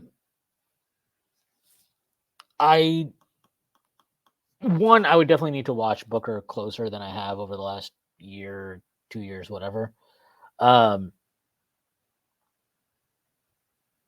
I obviously understand the interest, and I think look, I'm not gonna write off Dante or anything like that. I think obviously he's been great for the Knicks this season, and he's obviously on a great contract. Watching these playoffs, I think it's fair to say that you watch this and you're like, man, maybe if we had a little bit, it would be nice if we could have a little bit more juice from that 2-guard spot, a little bit more consistency. That's fair. I think that's accurate. Deuce has been really good. Devin Booker is obviously a different level of talent. I also think it's worth noting Devin Booker, how many threes did this guy? I just feel like he plays and takes such a inefficient catalog of shots. Like his shot distribution is just so not clean in the way that the Knicks have kind of shaped their team, right? Aside from Brunson and Randall to an extent, and I guess OG now, but even OG's not taking a ton. Like nobody's really taking mid-range shots. And Devin Booker is just a heavy mid-range guy, which is fine. Like he's efficient. He was for the season he was at 61 true shooting. He did average not a career high, but he took 8.3 threes per 100 possessions. He attempted 3.3 or 8.3 threes per 100 possessions this year. Dante was at like over 15. I don't know. That stuff, I think about that stuff more than I used to, for sure. There's value to that. Obviously, Booker's also a better creator for himself and others than Dante is. Just so looking at his shot distribution on Basketball Reference, he only took 13.7% of his shots to the rim, took 15.6 from 3 to 10 feet. But the biggest thing is he took basically 38% of his shots from the mid-range. So from 10 to 16 feet and from 16 feet to 3 feet, or to the three-point line, sorry. He took about 38% of his shots there. It's a really high number. That's not a number that the Knicks have generally kind of looked for. Obviously, look, he shot extremely well from the mid-range, 54.5% from 10 to 16 feet and 47.2 from 16 to the three-point line. Over the last 2 years in those ranges, he has shot 55% and 47% respectively. So he is an elite mid-range scorer. There's no doubt about that. But then you get to the playoffs and it's like, I don't know, man. Like he did not have a good playoffs this year. He was awesome last year. I mean, he was on fire for a long stretch last year. But, he's just, if you're giving up everything to get him, you got to be sure. And I think there's a lot of arguments you made in his favor, obviously. And look, as well as Brunson has played in this series now, on the last 2 games especially, and as much as he's figured it out, I do think there's an argument to be made about just how hard it is when you don't have another creator. And the Knicks don't have another creator right now. So they're very, very dependent on him to initiate everything. Deuce has made some nice strides. I got to say, Deuce, probably more aggressive than he even was in the regular season, especially off the dribble, which is pretty incredible. Really cool to see him be this confident. But Booker is, he's, again, did not have a great playoffs, but bring on talent. I don't know. I definitely open to the idea, and I think there's a price where you'd have to do it. But it's, is he going to be available? I don't know. I definitely think the Knicks are interested in him. That would not, I mean, they are interested in it. They would definitely have interest in him if he is available. And I do think that he is somebody that they have above, and would be above a player like Donovan Mitchell, who we've discussed before, in terms of somebody they'd want to target as a fit next to Jalen Brunson in the backcourt long term. And to be fair to him, he's not an amazing 3-point shooter. I think he's like a career 37% guy. Let me just check. He's a career actually 35.7% from the 3-point line. Over his last 3 years, he has shot 37, just under 37%. So he's like a 37% guy. You take a hit there, you get a big boost in terms of shot creation and mid-range scoring. I mean, his efficiency is still really good. He shot over 60. It's elite. It's elite. So, I mean, shot distribution aside, the results are there. Yeah, the results are definitely there. I do think that the shot distribution matters when you get into the playoffs. I think that's where you see some of the diminishing returns on, well, I don't care. It doesn't matter where he's scoring from because he's so efficient. I think there are diminishing returns to that in the playoffs when you kind of see how teams game plan for them. But I do believe this. I believe that he needs to play with a point guard. I think that a point guard that can tilt the floor and let him attack a bent defense more is something he thrives on. Somebody who allows him to not get loaded up on. And look, the other one final piece I'll say about Booker, I think his defense. A couple of years ago, I was like very, very impressed with how much he'd improved as a defender. I thought it fell off a bit over the last couple seasons. Whether that's a permanent decline or is that just kind of a weird, shitty situation and team around him, who knows? But yeah, look, we'll see what happens. But I look, Devin Booker's obviously a player you should be interested in. The Knicks have kept all their picks for a reason. If he hits the market, I'm sure the Knicks will be sniffing on a deal. And for the record, I think it sounds like you would. That's a player you go all in for, right?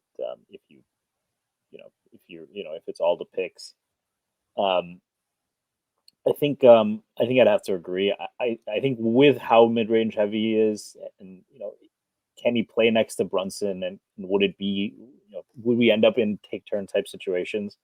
I don't know. But even with Randall, we've seen how much another creator could help Brunson.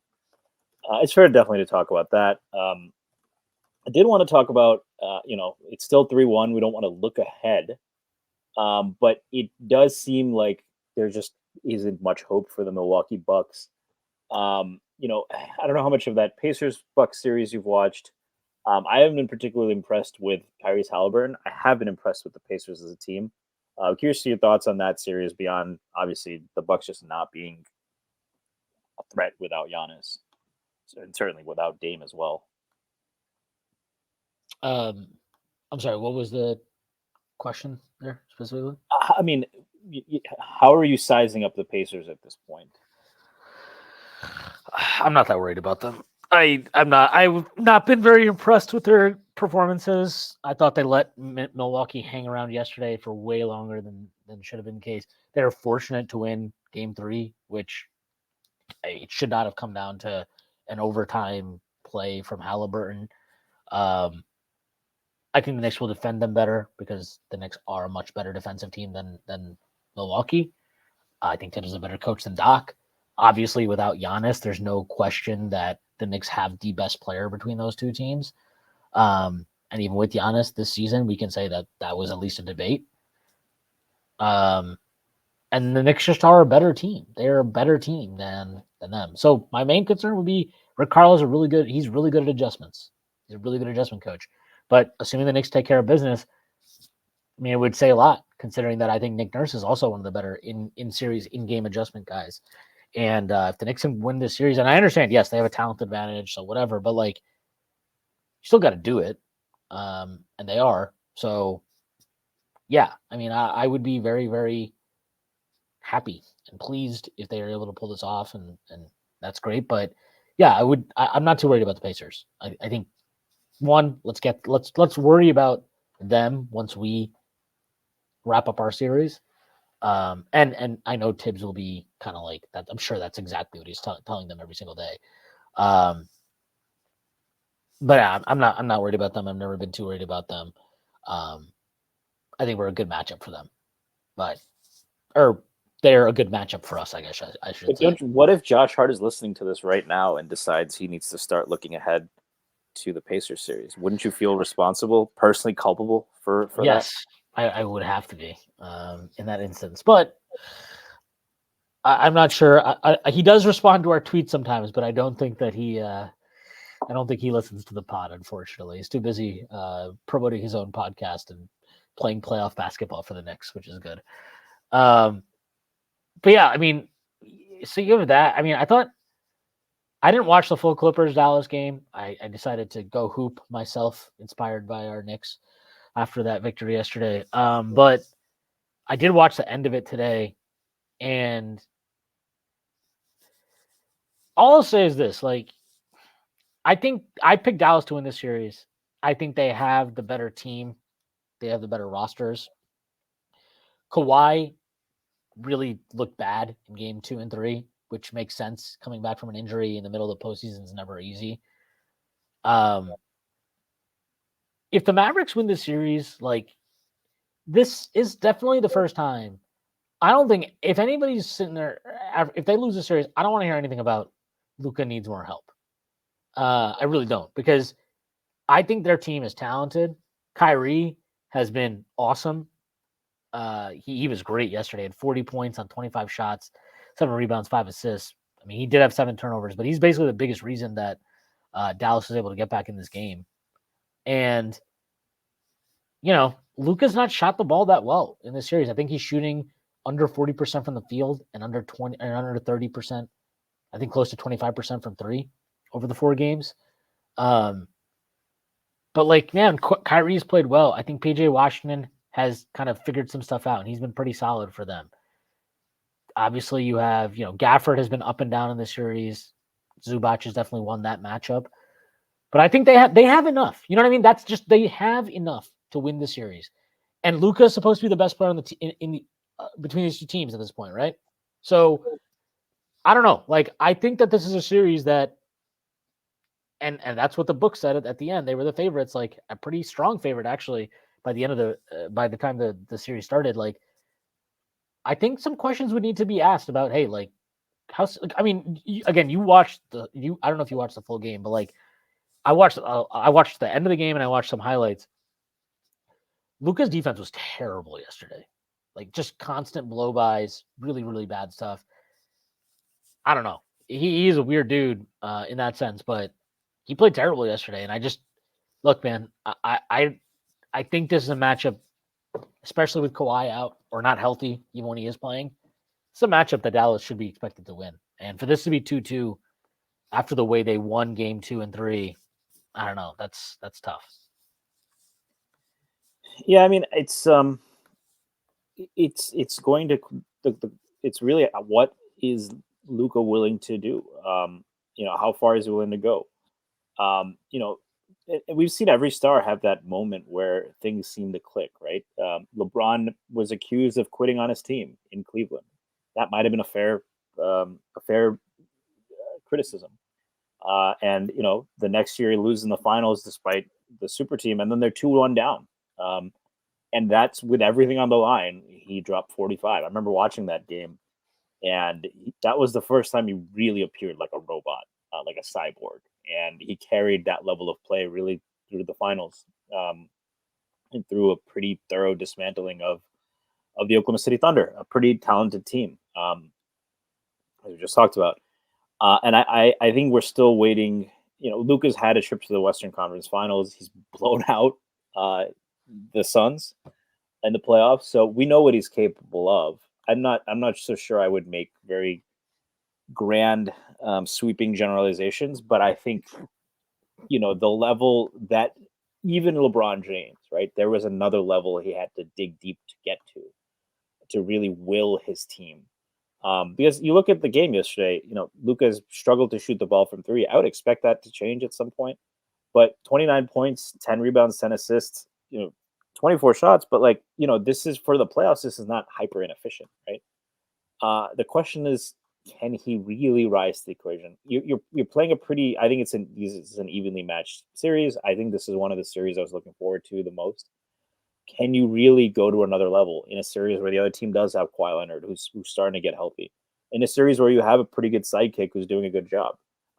By the way, the sidekick who's played next to LeBron. And can you commit to playing better on defense? I think those are fair questions, and those are questions that have been asked of every superstar. He's not unique in that sense. And does the question mean Dallas should look at trading Luka? No, this Luka's not the type of player you trade. But can he get to that level which people think he is capable of getting to? I think we'll learn a lot in this series, and we'll learn where the gaps are. Yeah, definitely agree with that. By the way, I just want to say, like, we've talked a lot in the past about, like, how you build your team, roster construction, all this type of stuff. But, like, there is definitely such a palpable lack of joy that I feel like I am sensing from Suns fans for sure. Obviously, I mean, very miserable year in many ways for them, and especially their bleak future situation, given they don't have control of any of their picks until 2031. So, hey, good luck to them with that. But, like, Sixers fans also, I just feel like they're not. It just feels like the cycle of this team is what it is, and maybe they'll make some miraculous comeback, but uh, it, I don't know. It just feels like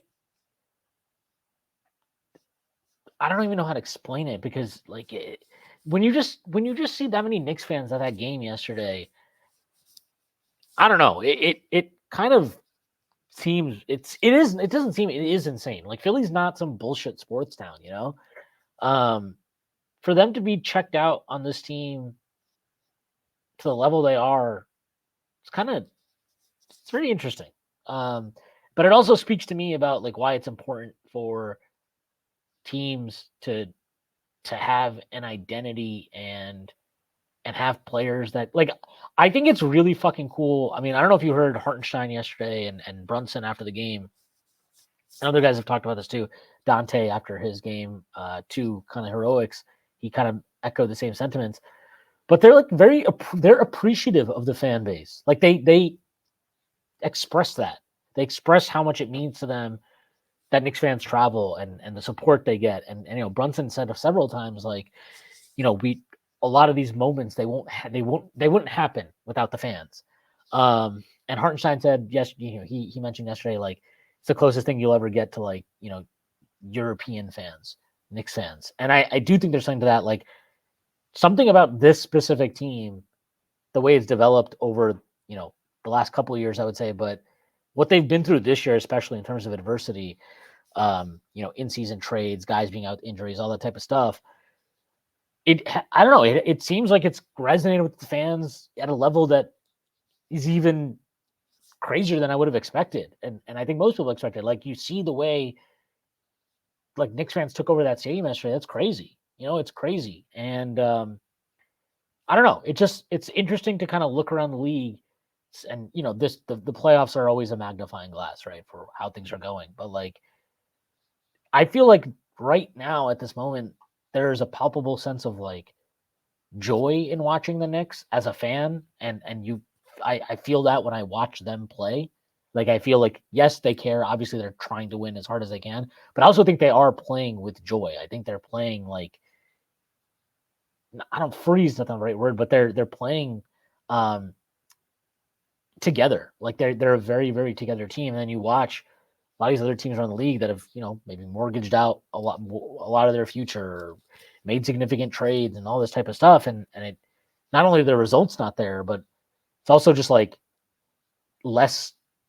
It's almost like mercenary. Like, there's, like, not a soul to a lot of these teams. And I think the Knicks very much have a soul.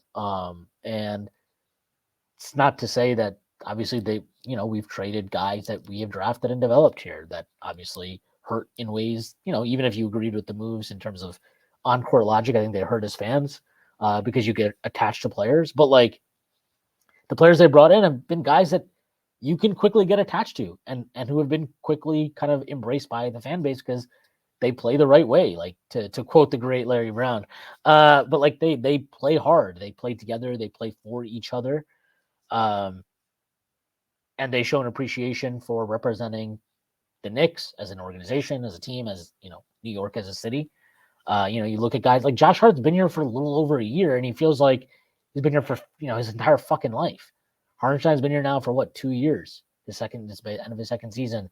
Dante's been here for a year, right? Brunson's been here for 2 years, and it feels like, he's a lifelong Knick, right? It's just the way they've embraced all of it, everything that comes with being a Knick, and then not just embraced everything that's come with the Knick, but also helped obviously push us forward as a team, as a franchise. It's really cool. It's a really cool thing that's happening, and hopefully this is a long playoff run that we have ahead of us. But yeah, I'm really, really appreciative of what this team's given us and fans in general. And yeah, it's just a really cool experience to have for the first time in a long, long time.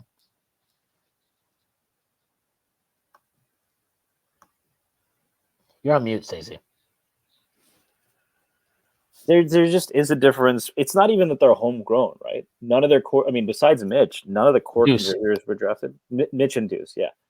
None of the and that does matter to me. I think it makes it easier to kind of stomach other guys leaving when, especially the way Deuce has stepped up. You know, he's been fantastic, obviously. But they also, you know, they target a certain type of dude, right?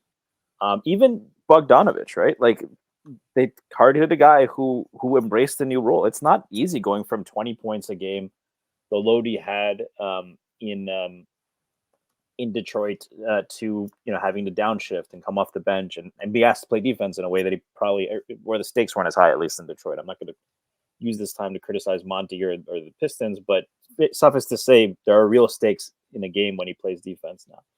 So it matters, and the camaraderie, the camaraderie of the team, you know, that, you know, and how much guys like Hart and Brunson will engage with the fans. Almost, it's kind of like a breaking the fourth wall thing, right? They're very relatable, and I think, to be honest, there's a very clear difference between, I think, the fans that are stressed out right now during the playoffs and the fans of teams that are like, I think Magic fans are probably having the most fun they've had in a long time. You know, there's camaraderie. There's, you know, a sense of these are up and coming guys. They have an underdog mindset. I think Thunder fans see that, right? They see that their team has great camaraderie. They see that they have a likable star. Oh yeah, well, you don't like SGA. Oh, you don't like you're the guy who hates SGA. I like Jalen Williams. I like SGA. Jalen Williams and Chet are so fucking corny. That entire team is. You wanted Jalen Williams. Yeah, fuck him. He's so cringe, man. Those post game interviews with him, I just look, if people like that, cool. I find that shit. I'm sure there's people that think lame. The Nova stuff is cringe too from other. Yeah, but they're not like the Knicks aren't like you don't have like Brunson mentioning that constantly in post game interviews or something, or like Hart or DiVincenzo. That's brought up by other people. Like, and I don't know, man. I don't know if you've seen their post game interviews that these OKC guys do. I'm so happy I don't have to root for that. Like, they're great. They're a fantastic, talented team. I think I would die a little bit inside if I had to like witness those post-game interviews after each victory. It definitely seems different from the teams that kind of sold their soul. It's like if LeBron Carrie Champion, for example, just tweeted that she got a text from a friend that this will be LeBron's last game. I'm sure she's super connected with LeBron's inner circle. It's like, but it's not to say only LeBron is the second greatest player of all time. But you do feel like LeBron brought them AD. But remember that Lakers team that they used to have? That was a pretty fun. Like, they had one guy. They had Josh Hart. They had Caruso. They had Kuzma. Right. I remember like my friends who were Lakers fans really enjoying that team. And now it's just like it's different. You know, it's not even that they don't have fun guys to root for and you can enjoy it, but just and like you said, it's always such a team effort. That's not to say that guys don't have bad games. DiVincenzo did not play well. But it really, you know, it is everyone. It is all the cliches in sports movies, but also it is also the fact that we have a star like we haven't seen in a long, long time. And you just got to enjoy it and realize that, you know, don't take it for granted. Because a few years ago, we were watching, you know, Ramon Sessions and Josh Harrelson and Jason Smith and all these guys, right? And we've come from that to one of the most likable, lovable teams I think I've ever seen with the Knicks. So definitely since the 90s. Yeah, and like I think it's cool. Like it's cool to see Deuce kind of like start showing more of his personality too, as he's kind of like becoming more comfortable with the team. All that type of stuff is cool. Like, I really appreciate it, and I think it makes it. Not that it's hard for me to be a fan of the Knicks, but it makes it more enjoyable when you feel connected to your team. And like, you know, they're all going more expressive. OG has been more expressive, I think, than he ever was in Toronto, right? Yeah, he was. I mean, at least as far as we know. Like I said, I was not crunching the Raptors tape, but like, I was definitely worried about. They were crunching ours though; they stole it. So. Yeah, that's true. I was definitely worried about like how I would feel about the connection to this team after you trade for OG, right, with RJ and quickly going out. But like pretty quickly that was dissipated. One, it helped that the Knicks played like the greatest team of all time immediately after that, but also like it didn't feel like we lost that actually, and the team felt still very connected, very much a team. I think it was also like a nice touch the way they, when those guys came back, right? When Quick and RJ came back, that they were kind of celebrated in New York, and they got a nice reception. I think that all helped. So, yeah, man, I think this pretty decent place to wrap it up. But yeah, this team is awesome, and I can't say enough about them. They've been fantastic, and I'm very. Last thing I'll say is, I don't want Joel Embiid anywhere near this team ever, ever, ever, ever. Like, I don't want him as a player. I don't want him as a personality. I don't want his fucking miserable, fucking zero accountability bullshit in our locker room. I don't fuck with you. Yeah, I don't want that guy on this team ever. And I mean, I was always kind of like, I don't want Embiid. But anybody that wants Embiid after watching the series, I don't know, man. Maybe you're a better person than me if you are, because you're just thinking about it in terms of who's the best player. But man, if this guy loses again and he's on path right now to lose in the first round, this is a guy apparently who's a 1A, but Brunson's not. I mean, is he a 1A? Because at some point you don't get anywhere, then what the fuck? Because isn't this the entire knock on guys that haven't done it? But for some reason, Embiid gets a pass because who the fuck knows why? Durant gets it. I mean, Durant made the finals, I guess, as the number one option, but how many guys? Paul George has always had a pass. No, I think Paul George has gotten fairly criticized. He definitely got criticized, man. But I'm sure he's viewed more as a 1A than at his peak that Brunson was. He was viewed as a 1A in Indiana. Yeah, but I think once people thought that of him, but then they saw what happened, they were like, okay, yeah, he's probably not. He's even talked about it. He's like, yeah, like I realized I'm not that guy. So I'm like a 2. He's talked about this openly. So actually, it's like very cool to see like an extremely self-aware star player be like, yeah, no, I'm just a 2. No, I'm not the one. Did you see Oubre? He said they asked him, how did Brunson get 47 points? Maybe he didn't mean it this way, but I was like, just you could like. He just all you have to say is, he's a great player. That's it. Which all he did, and yeah. I think Oubre just is not the most. Is not the best. He might be still like concussed from his car accident. Who knows? Yeah, I don't know. Get a fucking driver, buddy. But no, I mean, like, it's just I don't know that every time he might be in a series against Jason Tatum, and that's a guy who's gotten a pass. As people say, he's a number one. He might end up in a series against Nikola Jokic. He might end up in a series against Luka. But I mean, that would be an interesting story, huh? If they face the Mavericks. But so far there is very little beyond he's short that anyone has produced in terms of evidence, right? And it's a credit to him. Yeah. All right. I think that's a good place to end it. That's our show for today. Stacy, let the people know they can find you and plug anything that you'd like to plug. You can find me at StacyPadden89. I've been we took a little bit of a hiatus, but I've been doing the Believe Knicks podcast actually by myself. And I just dropped one yesterday with Matt Miranda, who used to co-host with me. This time he's in a guest role, but that one went actually about 2 hours. So if you want to hear us wax poetic right after the game, and Matt's always great historical perspective, definitely check it out.